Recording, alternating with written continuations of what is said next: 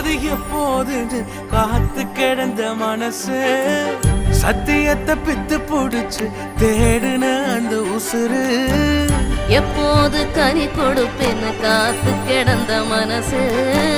சத்தியத்தை பித்து புடிச்சு தேடுன அந்த உசிறு நான் ஜெபிச்ச ஜெபமெல்லாம் வீணா போகவில்லை நான் விதைச்ச விதையெல்லாம் தரிசமாறவில்லை நான் ஜபிச்ச ஜபமெல்லாம் வீணா போகவில்லை